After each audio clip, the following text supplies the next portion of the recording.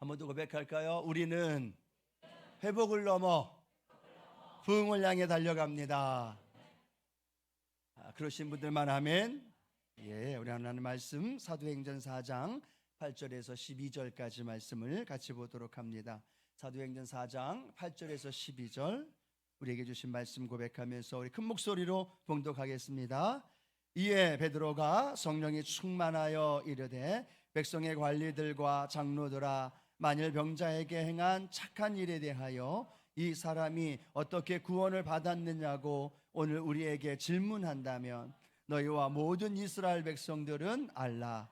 너희가 십자가에 못 박고 하나님이 죽은 자 가운데서 살리신 나사렛 예수 그리스도의 이름으로 이 사람이 건강하게 되어 너희 앞에 섰느니라. 이 예수는 너희 건축자들의 버린 돌로서 진모퉁이의 머릿돌이 되었느니라. 다른 이로서는 구원을 받을 수 없나니 저나 사람 중에 구원을 받을 만한 다른 이름을 우리에게 주신 일이 없음이라 하였더라.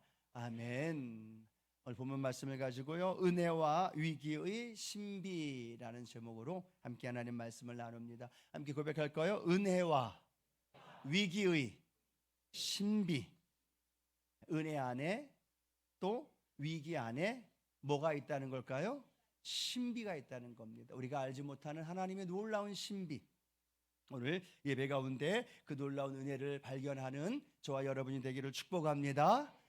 지난주 설교 제목이 성령의 사람이었습니다. 성령의 사람, 베드로를 통해서 나면서부터 안진뱅이 되었던 자가 그 자리에서 일어나는 하나님의 기적이 일어났습니다. 성령의 사람 베드로가 예전에는 알지 못했던 기도에 대한 중요성을 알게 되어서 기도하는 일에 열심을 다했고, 예전에는 스쳐 지나갔던 사람이지만 성령의 사람이 되니까 그 사람을 볼 수 있는 눈이 뜨여졌게 되었고, 또 그에게 있는 없는 은과 금이 아니라 그에게 있는 나사렛 예수 이름으로 안진뱅이를 일으키는 역사, 그 역사가 오늘도 저와 여러분 가운데 나타나게 될 줄로 믿습니다. 여러분, 이 사건이요, 온 예루살렘에 있는 사람들에게 소문이 나기 시작합니다. 많은 사람들이, 그 당시 예루살렘에 있는 사람들이 한 3만여 명이 살고 있었다라고 합니다. 이 베드로가 행하였던 안진뱅이가 일어난 사건이 온 동네마다 사람마다 입소문으로 퍼져나간 거죠. 그런데 중요한 건 그 안진뱅이가 일어나서 걷고 성전에 들어가서 찬양하며 예배를 드리는 것, 그것도 중요하지만 그 사건을 통해서 교회와 베드로와 우리 성경에 기록되는 말씀 속에 어떠한 일이 일어났는가, 또 그 일어나는 일들을 어떻게 반응하느냐가 더 중요하다는 사실을 우리에게 설명해 줍니다. 그래서 오늘 이 안진뱅이가 일어난 사건을 통해서 연결되어지는 하나님의 말씀을 함께 좀 나눠보기를 원하는데요, 첫 번째로는 우리의 삶의 증인의 삶으로 우리가 연결되어져야 된다라는 거죠. 함께 고백할까요? 증인의 삶으로 연결되어져야만 합니다. 여러분, 안진뱅이를 누가 일으켰다고 했습니까? 베드로가 일으켰습니다. 베드로가 안진뱅이를 일으켰는데 그 소문이 예루살렘에 났습니다. 안진뱅이가 일어났더래. 안진뱅이 한 번도 걷지 못했는데 늘 성전 미문에 앉아있던 그 안진뱅이 아니야? 라고 소문이 나기 시작합니다. 그런데 또 하나의 이슈가 뭘까요? 누가 일으켰대? 그 안진뱅이를 누가 일으켰는데, 어떤 사람이 안진뱅이 한 번도 걷지 못했는데 어떻게 일으킬 수 있어? 라고 말하면서 알고 보니까 누구예요? 베드로가 된 거예요. 수많은 사람들이 누구에게 집중하고 있을까요? 누구를 만나보고 싶어 할까요? 베드로를 만나보고 싶어 하는 거예요. 베드로가 대체 어떤 사람인데, 그 베드로 저 갈릴리 어부의 그냥 어부야, 무식한 사람이야 라고 말하지만 모든 사람들은요, 베드로를 만나보고 싶어 하는 거예요. 또 그 마음속에는 김칫 베드로를 만나면 자기가 겪고 있는 질병도 치료받을 수 있을 것 같아서, 자기가 앓고 있는 연약함도 해결받을 수 있을 거라는 그런 마음으로 베드로의 인기가 아주 예루살렘 안에는 최대한 많은 사람들에게 인기가 절정이었을 거라는 거죠. 그래서 베드로와 함께 수많은 사람들이 어디에 모였느냐? 솔로몬 행각이라는 곳에 모였습니다. 그리고 이 솔로몬 행각에 모여서 수많은 사람들이 베드로를 통해서 함께 그 자초지정을 듣고 싶어 했던 거죠. 그때 베드로가 뭐라고 그들에게 말하고 있느냐 하면, 왜 나를 주목하고 계십니까? 안진뱅이가 일어난 거, 예, 물론 제가 했습니다. 그런데 나를 주목할 것이 아니라 내 개인의 능력과 내 개인의 경건과 내 개인의 어떠한 삶으로 인하여서 그가 일어난 것이 아니라 내 안에 있는 예수 그리스도의 이름의 능력으로 일어난 것입니다. 그렇게 베드로가 고백하기 시작한다는 거죠. 그리고 성경은 이렇게 말합니다. 사도행전 3장 15절 함께 읽어봅니다. 생명의 주를 죽였도다. 그러나 하나님이 죽은 자 가운데서 그를 살리셨으니 우리가 이 일의 증인이라 라고 말하는 거예요. 모든 예루살렘에 사는 사람들의 스포트라이트, 관심과 집중이 베드로에게 쏠렸어요.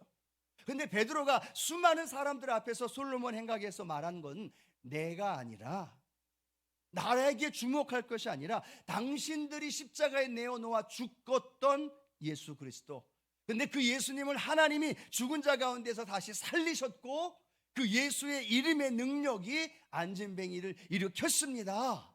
그리고 우리는 그 일의 증인입니다 라고 오늘 베드로가 고백하고 있다는 사실.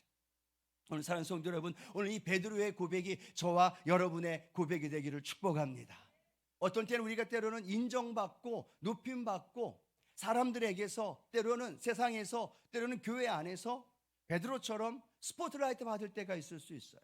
집중될 수도 있고 또 칭찬받고 인정받고, 야 잘했다, 야 대단하다, 그렇게 높임받을 수 있을 때도 있다라는 겁니다. 그때 오늘 이 베드로의 고백이 우리 마음속에 기억되기를 축복합니다. 내가 한 게 아니라 주님이 하셨습니다. 내가 이 일을 만든 것이 아니라, 내가 이 일을 이룬 것이 아니라, 내가 이 모든 것을 한 것이 아니라 주님께서 행하셨고 나는 단순히 주님의 도구에 불과합니다. 이 고백이 우리 안에 고백되어지기를 소원합니다. 그런데요, 인간은요 너무나 연약하기 때문에 조금만 누가 칭찬하면 어떤 마음이 들어요? 자기가 최고인 줄 알아요. 우쭐대는 마음이 들어요.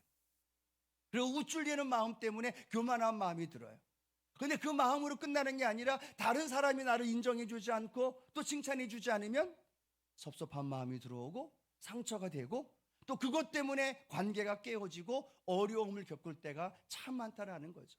그런데 베드로는요 절대로 수많은 사람 앞에서 자기의 이름을 이야기하는 것이 아니라, 나에게 주목할 게 아니라 오직 예수 그리스도 그분께만 집중해라, 그 주님이 하셨습니다 라고 고백하고 있습니다. 오늘 우리의 삶에도 늘 그 주님을 인정하고 주님을 높이며 살아가는 저와 여러분 되기를 축복합니다.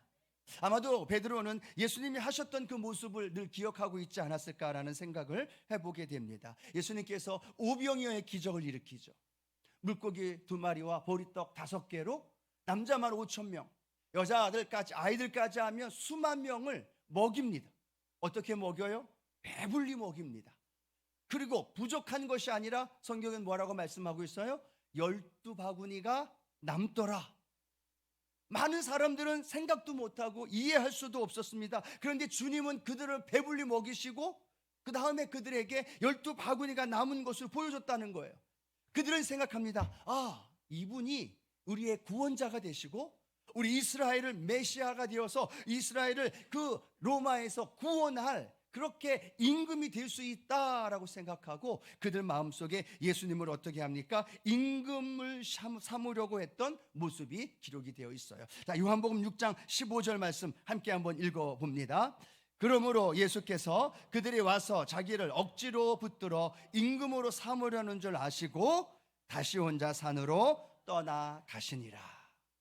오병이어의 기적을 체험했던 사람들이 예수님을 임금으로 삼으려고 했어요. 예수님, 당신이 우리 임금이 되어서 우리를 정치적으로 구원해 주십시오. 그런데 주님은 그들의 임금이 되기 위해 오신 것이 아니라 십자가에 달려 돌아가심으로 말미암아 저와 여러분을 구원하기로 이 땅에 오신 줄로 믿습니다.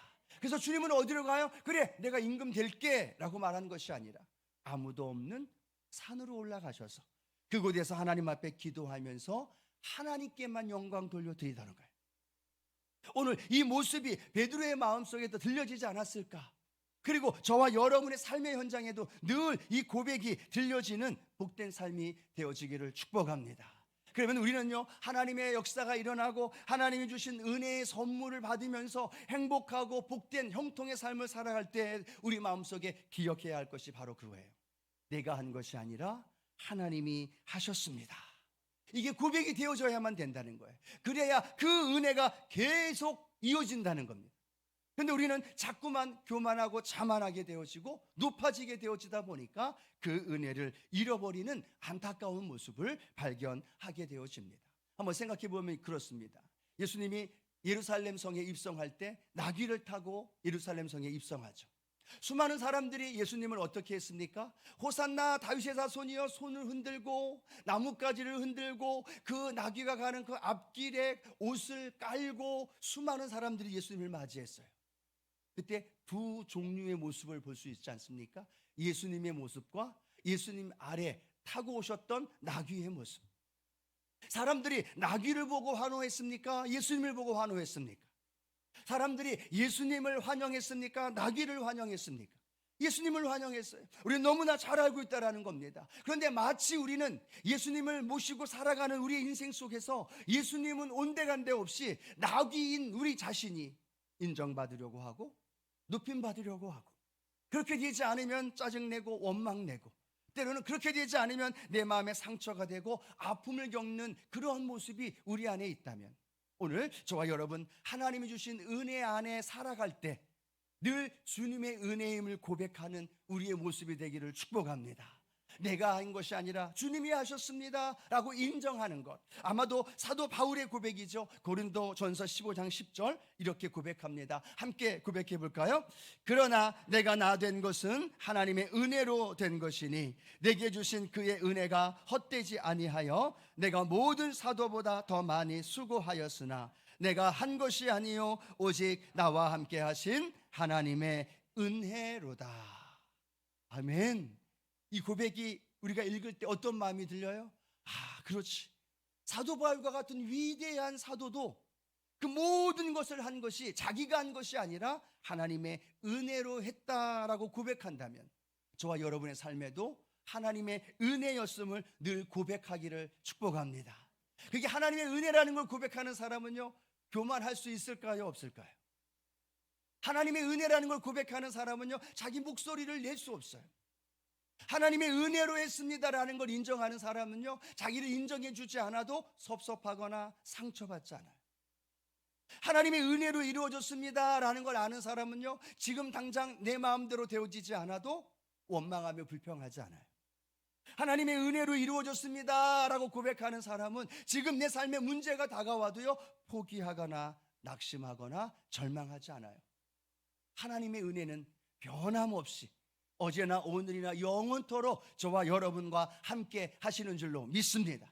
그 은혜를 알면 그 은혜 안에 담겨져 있는 신비를 우리가 발견해야 되는 거죠. 그 은혜 안에 있는 신비는 어떤 은혜 안에 있는 신비입니까? 그 은혜가 하나님께로부터 왔습니다 라고 고백하고, 그 은혜를 통하여서 예수 그리스도를 증거하는 증인의 삶으로 고백되어지게 될 때, 우리는 찬송가 288장이죠. 예수를 나의 구주 삼고라는 찬양의 그 후렴 부분 이렇게 고백되어 있습니다. 같이 한번 고백할까요?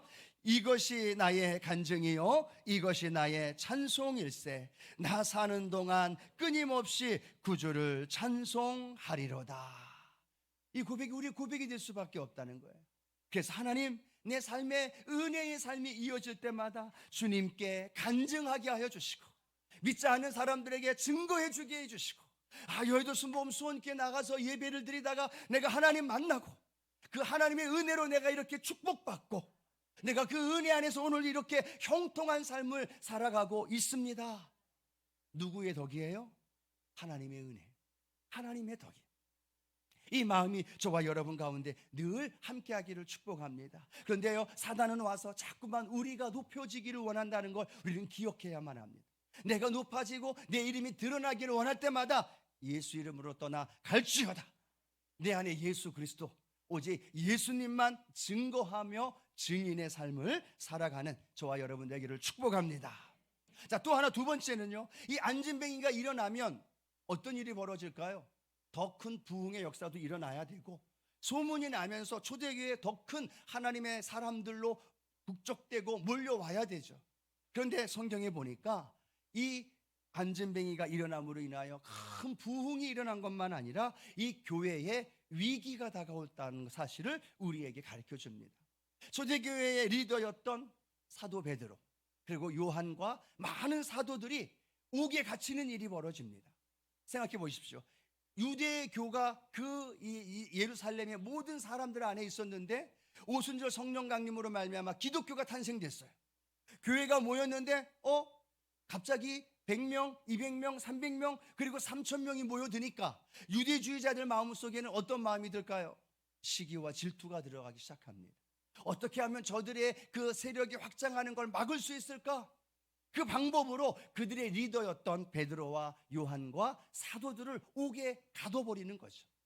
수많은 교회 성도들이 불안해하기 시작합니다. 어떡하지? 우리 사도 베드로가 또 요한이 우리에게 말씀을 전해 주어야 하는데, 요한과 베드로를 통해서 함께 또 예배드리고 말씀을 나누어야 되는데 그들이 감옥에 갇혔다는 소식이 성도들에게는 위기가 될 수도 있다는 겁니다. 또 베드로에게도 위기가 될 수도 있었다는 사실이죠. 왜냐하면 산헤드린 공회가 어떤 곳입니까? 예수님을 십자가에 못 박게 내어놓았던 유대주의의 최고의 권력기관이 산헤드린 공회예요. 거기에 잡혀갔다면 똑같이 예수님처럼 베드로도 로마 총독을 통해서 십자가에 내어 죽게도 할 수도 있어요. 또 베드로를 옥에 계속해서 감금해 둘 수도 있어요. 또 사도행전에 나오는 것처럼 순교를 시킬 수도 있는 상황이 펼쳐질 수 있었다는 사실을 우리에게 보여지고 있다는 겁니다.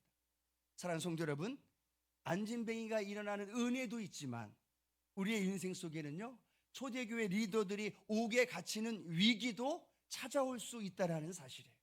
하나님의 은혜가 넘쳐날 때만 있는 것이 아니라 때로는 내가 원하지 않지만 문제가 다가올 때도 있다는 겁니다. 어려움에 겪는 아픔의 시기도 있을 수 있다는 사실이에요. 예수님 믿는다고 해서 그냥 쭉 평탄의 길로만 가는 것이 아니라 어떨 때는 꼬불꼬불대는 위기의 삶의 문제도 다가올 수도 있고, 때로는 내 삶에 생각지 않은 어려움도 다가올 수 있다는 사실을 인정할 줄 아는 우리 믿음의 성도님들 되어지기를 축복합니다. 그래서 전도서 기자는 그렇게 얘기하죠. 전도서 7장 14절 함께 읽어봅니다. 형통한 날에는 기뻐하고 곤고한 날에는 되돌아보아라. 이 두 가지를 하나님이 병행하게 하사 사람이 그의 장래일을 능히 헤아려 알지 못하게 하셨느니라 라고 말합니다. 어떤 날이 기록하고 있어요? 형통한 날. 또 하나는 어떤 날이요? 곤고한 날. 두 가지의 날이 오늘 성경에는요 병행하게 하신다고 말합니다. 하나님 믿는 사람이나 믿지 않는 사람이나 똑같이 형통한 날이 있는가 하면 곤고한 날이 있다는 거예요. 그런데 우리가 해야 할 일은 뭘까요? 형통한 날에는 기뻐하기를 축복합니다. 그 은혜를 누리면서 그 은혜를 증인의 삶으로 연결되어지는 거예요. 그런데 곤고한 날에는 어떻게 하라고요? 자신을 되돌아보는 겁니다. 내가 무엇을 잘못했는가 되돌아보면서 그렇게 그 길을 걸어가게 되어지는 거죠. 뿐만 아니라 그것이 함께 병행하는 이유는 하나님이 사람들로 하여금 장래일을 알지 못하게 하기 위함이라는 거예요. 미래를 예측할 수 없도록 하기 위해서 하나님은 장래일을 알지 못하도록 그렇게 형통한 날과 곤고한 날이 함께 이어지고 있다는 사실을 우리에게 설명해 주고 있습니다. 사랑하는 성도 여러분, 형통한 날을 맞이하고 계신 분 계십니까? 마음껏 기뻐하십시오. 그 은혜 안에 누리십시오. 그 복을 누리면서 증인의 삶으로 연결하십시오. 그런데 곤고한 날을 맞이하고 계신 분 계시나요? 질병 때문에, 때로는 물질 때문에, 때로는 자녀들의 아픔과 앞날에 대한 불안 때문에 이 곤고한 날을 혹시 맞이하고 계시는 분 계십니까? 성경의 말씀처럼요, 자신을 되돌아보면서 하나님의 뜻, 하나님의 일하심을 기대하면서 하나님 앞에 집중할 수 있는 그 은혜가 있게 되기를 축복합니다. 왜 그러냐면요, 오늘 성경 말씀에 보니까 이 예루살렘 사람들이 3,000명 부흥하는 역사가 사도행전 2장에 기록이 되어 있습니다. 사도행전 몇 장에 기록됐다고요? 2장에 기록됩니다. 그리고 안진뱅이가 일어난 다음에 사도 베드로와 요한과 리더들이 옥에 갇혔어요. 그것이 사도행전 4장 1절에서부터 3절까지예요. 그리고 사도행전 4장 5절에 보면 사내들인 공회 앞에서 이 사도들이 재판을 받게 되어집니다. 그 재판을 통해서 이들이 결정이 나와지는 거죠. 그러면 몇 절이 중간에 남아있을까요? 2부 때도 그랬는데 답을 잘 못하시더라고. 사도행전 1절에서 3절까지는 옥에 가둬졌어요. 그 다음에 5절부터 6절, 7절 계속은 재판을 받는 단계예요. 그러면 몇 절이 남았어요? 그 중간에 몇 절이 남았어요? 4절이에요. 그런데 놀라운 건 이 4절에 어떤 말씀이 기록이 되어 있는지 아십니까? 옥에 갇혔고 그 다음 날엔 재판받으면 큰 위기가 다가오는데 4절에 보니까 이런 말씀이 기록이 되어 있어요. 사도행전 4장 4절입니다. 함께 읽어봅니다. 말씀을 들은 사람 중에 믿는 자가 많으니 남자의 수가 약 5천이나 되었더라. 할렐루야, 할렐루야. 예, 3절과 그 이후에 5절 이후는 위기 속에 겪고 있는 거예요. 그런데 이 사도행전을 기록한 누가는 그 4절에 어떤 말씀을 끼워 넣었느냐? 성경은 말합니다. 하나님의 말씀을 듣는 자들 중에 남자의 수가 5천 명이나 되는 사람들이 주께로 돌아오는 역사가 일어나더라는 거예요. 성도들은 불안했어요. 두려웠어요. 이제 옥에 갇혔고 재판받으면 그 리더들이 어떻게 될까 불안하기도 했어요. 그런데 성경은 뭐라고 말하고 있느냐? 그 위기의 순간에 하나님께로 오는 사람들의 숫자가 3천 명으로 머문 것이 아니라 5천 명으로 껑충 뛰어난 줄로 믿습니다. 뭘 우리에게 설명하고 있을까요? 저는 이 말씀 보면서 놀랐어요. 하나님, 이 위기 속에서도 하나님은 일하고 계시는군요. 하나님은 이 위기 속에서도 역사하고 계시는군요. 하나님은 이 위기 속에서도 백성들이, 성도들이 불안해하고 있지만 그게 불안함으로 끝나는 것이 아니라 사람들은 못 봐도 하나님은 구원의 역사를 계속해서 써내려가고 계시고 하나님이 필요한 일들을 만들어가고 계시고 하나님은 그 역사하심을 날마다 계속해서 멈추지 않고 그 일을 이루어 가시는구나. 여러분, 우리가 울며 지쳐서 낙심하고 주저앉아 있을 때에도요, 하나님은 일하신다는 거예요. 나는 아무것도 할 수 없습니다. 하나님, 어찌된 일일까요? 땅을 치며 절망하고 있을 때에도요, 하나님은 같이 절망하는 것이 아니라 하나님은 일하고 계시다는 거예요. 두려워하지 마시자는 거예요. 놀라지 말라는 거예요. 염려하지 말라는 거예요. 내가 염려하고 불안하고 두려워하고 있는데 한번 생각해 보세요. 그때 하나님은 열심히 일하고 계셔. 얼마나 내가 부끄러워요. 나를 위해서 하나님은 열심히 일하시는데 나는 절망하고 낙심하며 주저앉아 있는데 하나님은 그 일을 가지고 열심히 일하고 계시는 그 하나님, 그 하나님이 저와 여러분이 믿고 있는 하나님이신 줄로 믿습니다. 그렇다면 어둠 속에서도요, 우린 실망하지 않아도 된다는 거예요. 절망이 내 앞에 엄습한다 할지라도요, 포기하지 말아야 된다는 거예요. 내 삶에 다가온 수많은 위기가 나를 눌러서 정말 아무것도 할 수 없는 불안함이 다가와도요, 놀라지 말고 두려워하지 말라는 얘기예요. 왜요? 하나님은 그때에도 쉬지 않고 일하고 계시기 때문에 내게 필요한 것을 찾아내시고 나에게 필요한 사람 만나주시려고 연결시켜주고 계시고 나에게 필요한 은혜를 부어주시려고 그 일을 만들고 성취하시는 그 하나님, 그 하나님이 저와 여러분이 믿고 있는 하나님이신 줄로 믿습니다. 그래서 위기 가운데 다가온다 할지라도 하나님이 또 다른 일을 행하여 주실 거야. 하나님, 이 어려움 속에, 이 문제 속에서도 하나님께서 더 좋은 것 채워 주실 거야. 이 믿음이 나을까요, 안 나을까요? 이 믿음이 생겨나는 거예요. 그러니까 우리의 신앙생활 속에서 감사하고 은혜가 넘칠 때에는 증인의 삶으로 연결되어지고 고난과 어려움이 다가올 때에는 하나님이 일하심을 바라보며 하나님을 신뢰하게 되어지고, 할렐루야. 그러면 우리의 신앙 속에서 날마다 하나님의 은혜 안에 살아갈 수 있게 될 줄로 믿습니다. 자, 세 번째 우리가 마지막 하나 더 기억해야 할 것은요, 그러면 이 사도 베드로는 사내들인 공회 앞에 섰을 때 그 위기를 어떻게 해결해 나갔을까? 성령 충만으로 해결해야 된다는 거예요. 따라 고백합니다. 성령 충만으로 해결해야 합니다. 믿으십니까?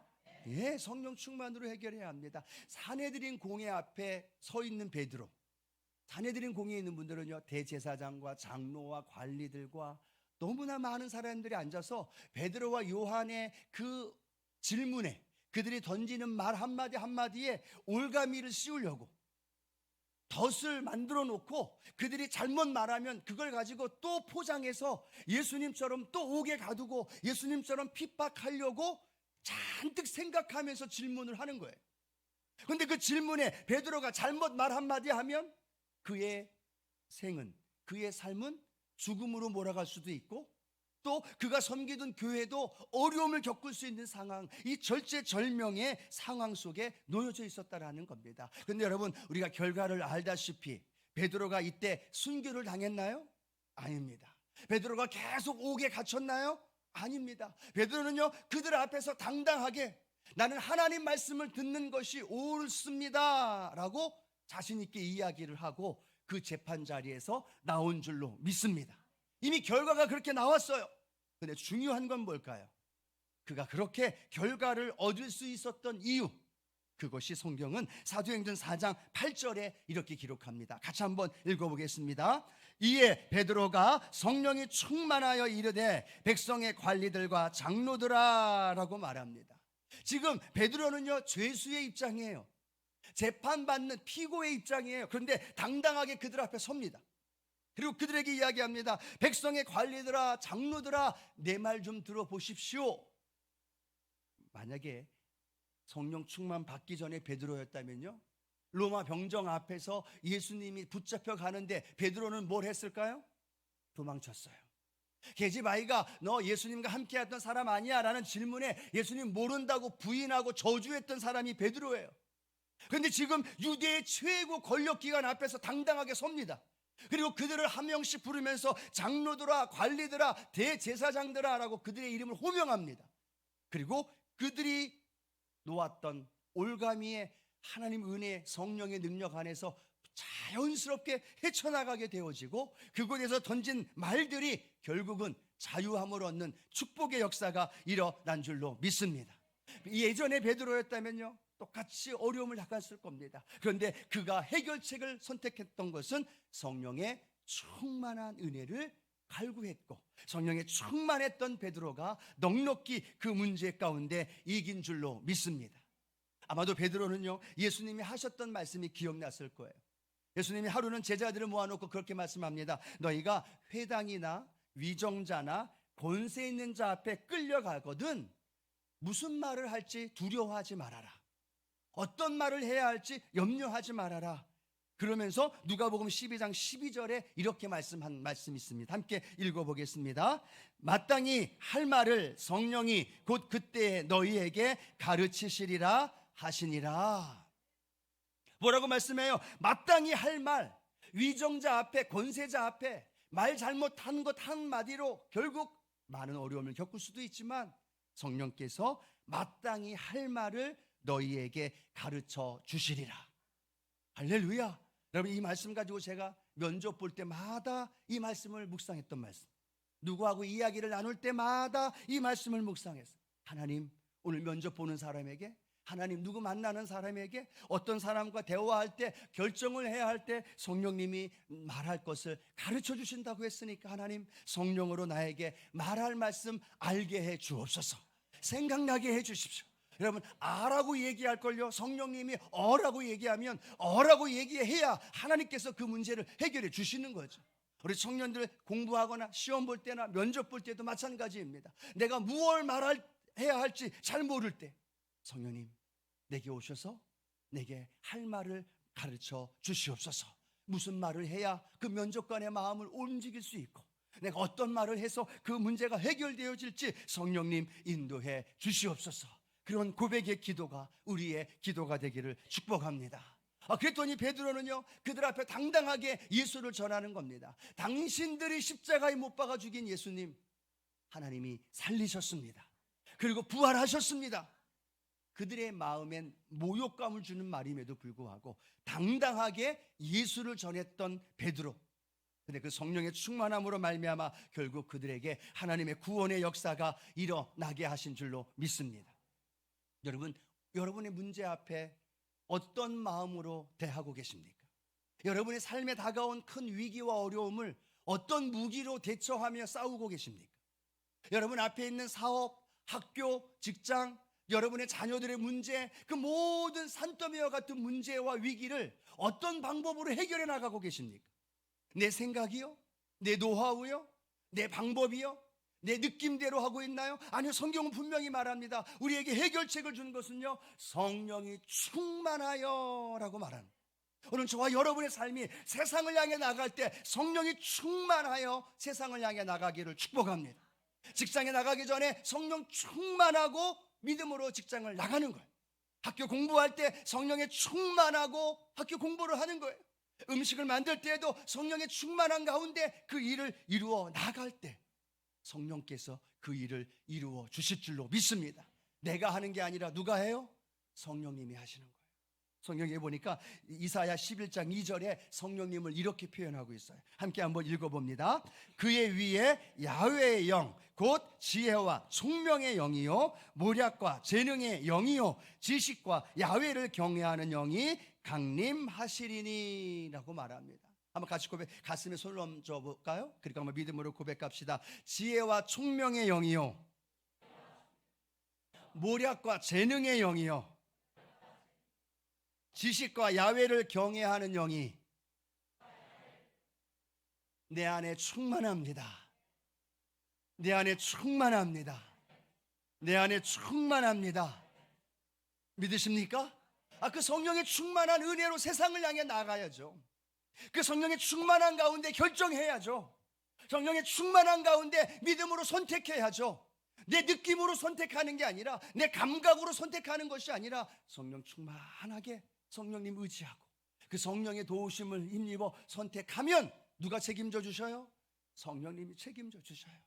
성령님이 내가 잘못 찍어도 내가 잘못 선택해도 합력하여 선을 이룰 수 있도록 지혜와 총명의 영이요 모략과 재능의 영이요 지식과 야훼를 경외하는 영이신 성령님이 오늘 저와 여러분과 함께 하시는 줄로 믿습니다. 말씀을 맺기를 원합니다. 안진뱅이가 일어나는 기적이 일어났어요. 근데 그 기적을 어떻게 해야 하느냐? 내게 주신 은혜를 내가 받는 게 아니라 하나님께로 영광을 올려드리며 그 은혜를 전파하는 증인이 우리가 되어야 될 줄로 믿습니다. 그런데 좋은 일만 있는 게 아니라 위기도 다가왔어요. 근데 그 위기를 원망과 불평할 것이 아니라 하나님이 일하고 계시다는 사실을 보아야 되는 거예요. 하나님이 일하고 계시다는 것을 깨달아야 되는 거예요. 그러면서 우리는 다시 성령의 충만함을 위해서 하나가 되어지고 그 성령의 충만함을 갈망하면서 성령의 인도하심 속에 세상을 섬기고 또 때로는 세상을 이기고 또 때로는 세상 안에서 마음껏 하나님의 축복의 통로가 되어지는 우리 순복음의 성도님들 되어지기를 주님의 이름으로 축원합니다. 축원합니다. 기도하시겠습니다. 좋으신 주님 감사합니다.